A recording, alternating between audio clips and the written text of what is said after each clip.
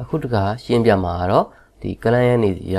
AutoCAD plan မဟုတ်ဘဲနဲ့ဒီ plan တွေကို JPEG နဲ့ရတယ်ဆိုရင်ဒီ JPEG plan ကနေပြီးတော့အခန်းတွေကိုဘယ်လိုတည်ဆောက်အောင်လဲဆိုတာရှင်းပြမှာဖြစ်ပါတယ်အဲ့တော့ download စီပေါ်မှာ Auto and Building Planning ဆိုတဲ့ project option ကိုရွေးလိုက်မယ်အဲ့တော့ click တစ်ချက်နှိပ်လိုက်မယ်ပြီးပြီဆိုရင် screen ရဲ့ဘယ်ဘက်အပေါ်တောင်မှာဒီမှာ plan ဆိုပြီးရှိတယ်ဒီ plan ဆိုတဲ့ icon ပေါ်မှာ click တစ်ချက်နှိပ်လိုက်မယ်ပြီးရင်ဒီမှာ load plan ဆိုတာရှိမယ်နော် load plan လေးကို click တစ်ချက်နှိပ်လိုက်ဒါဆိုရင် JPEG plan ရှိတဲ့ file လမ်းကြောင်းကိုရောက်သွားမယ်နော်ဒါကတော့ကို file ထည့်ထားတဲ့လမ်းကြောင်းကိုသွားပြီးတော့ရွေးပြရမှာပေါ့နော်အဲ့တော့ဒီမှာဆိုရင် home office ဆိုတဲ့ plan လေးကိုကျွန်တော် click တစ်ချက်နှိပ်လိုက်မယ်ပြီးရင်ဒီမှာ open ဆိုပြီးတော့နှိပ်ပေးလိုက်မယ်ဒါဆိုရင် JPEG plan တွေက download စီဖို့ software တွေကိုရောက်လာပြီဒါပေမဲ့ scale တွေပြီးရင် origin နဲ့ project ရဲ့ orientation ကိုကျွန်တော်တို့ကရွေးပေးလို့ရတယ်အခုဒီမှာဆိုရင် origin and rotation draw origin and x axis ဆိုတာလေးပြမယ်ဒီမှာလည်း guideline လေးပြအောင်ရရှိတယ်เนาะအဲ့တော့ဒီမှာကျွန်တော်တို့က origin နေရာကိုသတ်မှတ်ပေးရမယ် origin ဆိုတာ0.0 နေရာကိုပြောတာပေါ့เนาะအဲ့တော့ဒီ down လေးကို click တစ်ချက်နေပြီးတော့ origin ဆိုပြမယ်ပြီးတော့ညာဘက်ကိုဆွဲပြီးတော့အတဲ့ဆွဲရမှာပေါ့เนาะဘာပေါင်းဆိုကျွန်တော်တို့က x direction ကိုအတဲ့အတိုင်းပဲထားမှာပေါ့ဒါကြောင့်မလို့ညာဘက်ကိုအတဲ့အတိုင်းပဲဆွဲပြီးတော့ click တစ်ချက်ထပ်နှိပ်ပေးလိုက်မယ် okay ဒါဆိုရင်တော့သူက x ဝင်ရိုး direction နဲ့ origin နေရာကိုဒီမှာတည်သွားပြီနောက်တစ်ခုအနေနဲ့じゃဒီမှာ specify scale ဆိုတာရှိမယ်ပေါ့နော်အဲ့တော့ scale ကိုသူကသတ်မှတ်ပေးရမယ်အဲ့တော့ဒီ drawing မှာတော့ scale ကဘယ်လောက်ဆိုတာမပါဘူး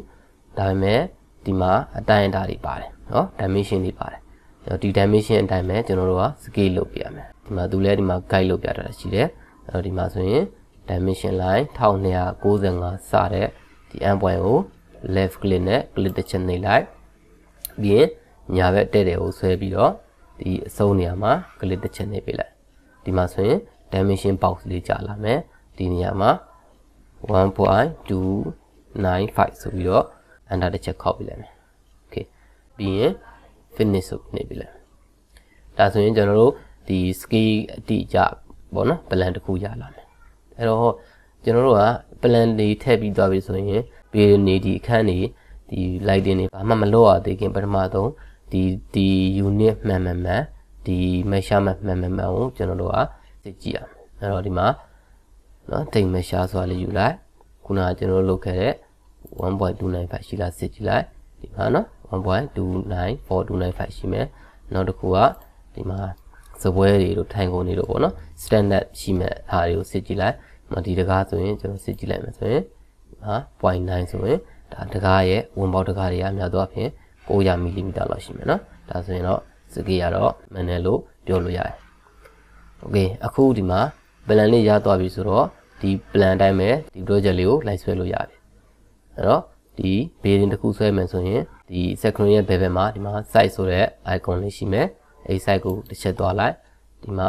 draw new bearing ဆိုတာရှိမယ်เนาะ draw new bearing ဆိုတာလေးကို click တစ်ချက်နေမယ်ပြီးရင်ဘာလုပ်ရမလဲဆိုရင်ကျွန်တော်တို့ကဒီ bearing ရဲ့အပြင်ဘက်ပေါ့နော် exterior wall နေရာတွေကို tracing လိုက်တဲ့ပုံစံဆွဲပြရမယ်အဲ့တော့ဒီနေရာကို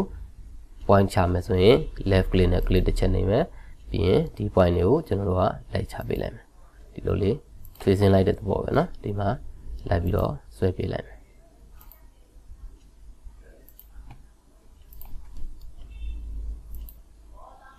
နော်ဒီမှာ close လုပ်ချင်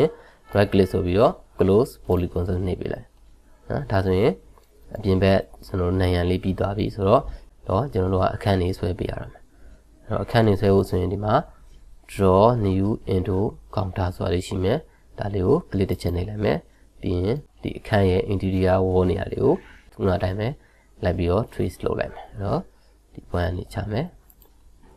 နော်ဒီမှာ click တစ်ချက်နှိပ်မယ်ဒီမှာချမယ်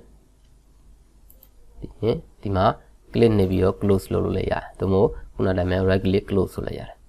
ဒီမှာ room 1ဆိုပြီးတော့ label လေးပေါ်လာပြီเนาะအဲ data လေးကိုခဏထားလိုက်မယ်ဒီခန်းနေပြီးအောင်ဆက်ဆွဲလိုက်မယ်เนาะအဲ့တော့ draw new into counter ဆိုယူလိုက်မယ်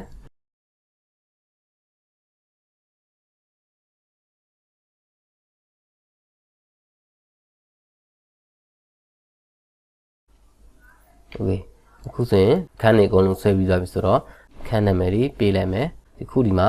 အခန်းနာမည်တွေက room 1 room 2 room 3 room 4 room 5ဆိုပြီးတော့ဖြစ်နေတယ်ဒါတွေကိုသူ့ရဲ့အခန်းနာမည်တိုင်းပဲလိုက်ပြီးတော့ rename လိုက်ပြောင်းလိုက်မယ်အဲ့လိုပြောင်းမယ်ဆိုရင်ကျွန်တော်တို့ section ရဲ့ဘယ်အောက်တောင်မှာဒီမှာ project overview ဆိုတာရှိတယ်အဲ့တော့ project overview လေးကို click တစ်ချက်နေလိုက်ဒီမှာဆိုရင် story 1ရဲ့အောက်မှာနော် room 1ဆိုတာရှိမယ် room 2 room 3 room 4 room 5ဆိုရှိမယ်ပေါ့နော်အဲ့တော့ဒီမှာ room 1ကို click တစ်ချက်နေလိုက်ရင်ကျွန်တော်တို့ဒီအခန်း number 1ကိုဒီမှာ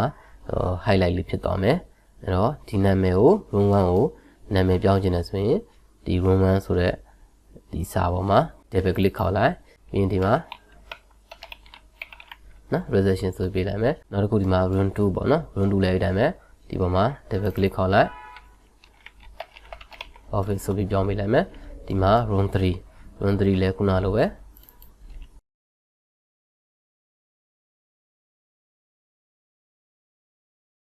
โอเคအခုဒီမှာကျွန်တော်တို့ furniture တွေထည့်ဖို့ပေါ့နော်အခန်းရဲ့နာမည်တွေကဒီမှာပေါ်နေတော့ရှုပ်နေလိမ့်မယ်ဒီအခန်းနာမည်တွေကိုမပေါ်ချင်ဘူးဆိုရင် screen ရဲ့အပေါ်ညာဘက်တောင်မှာ display option ဆိုတာရှိတယ် display option ထဲမှာ showroom designation ဆိုတဲ့ဟာလေးရှိတယ်ဒါလေးကို click တစ်ချက်နေပြီးတော့ပိတ်ထားလိုက်မယ်ဒါဆိုရင်ဒီမှာအခန်းနံပါတ်တွေပျောက်သွားပြီအခုကျွန်တော်ရှင်းပြမှာဒီမှာ size ဆိုတာတွေ building 1ဆိုတာတွေပြီးရင် story 1ဆိုတာတွေပြီးရင်ဒီမှာဆိုတော့ဒီအခန်းနံပါတ်ပေါ့နော်ဒါတွေကိုကျွန်တော်ရှင်းပြမယ် okay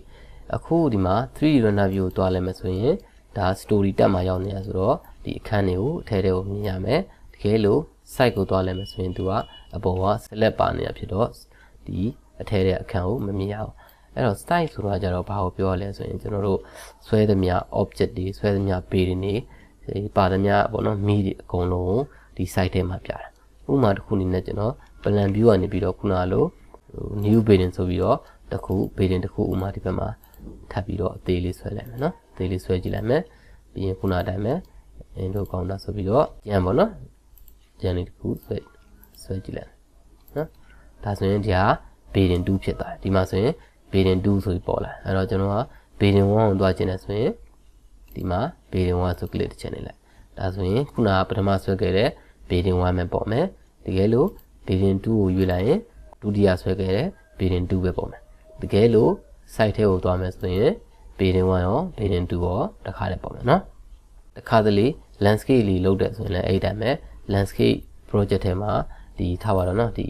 အပင်တွေလို့တခြားဒီ landscape မှာပါလဲဒီ object တွေပါနေတယ်ဆိုရင်ဒီ object တွေကို building ထဲမှာတွားကြည့်ရင်တွေ့ရမှာမဟုတ်ဘူးပေါ့နော် building 1မှာပဲဖြစ်ဖြစ် building 2မှာဖြစ်တွေ့ရမှာမဟုတ်ဘူးအဲ့တော့အပြင်ဘက်မှာရောက်နေတဲ့ဟာတွေဆိုတော့ site ထဲမှာတွားကြည့်မှဒီ object တွေကတွေ့ရမယ်နော် 3D runner view ပြန်ကြည့်မယ်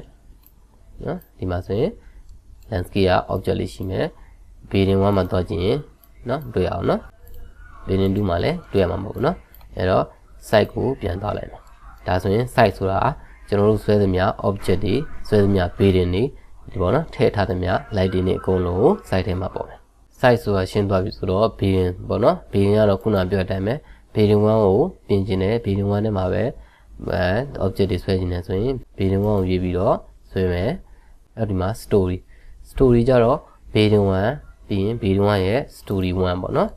အဲ့တော့ story ကလည်းခုန building လိုပဲ1 2 3ရှိမယ် story ဆိုတာကြဥမာဒီအထက်အမြင့်နေပေါ့နော်အထက်အမြင့်နေဥမာကျွန်တော်ဒီခန်းလေးကိုကျွန်တော်အပေါ်မှာနောက်တစ်ထပ်ထပ်ကြည့်လိုက်မယ်အဲ့တော့ဒီကောင်ကို duplicate လုပ်လိုက်မယ်ဒီမှာ story ကိုတွားပြီးတော့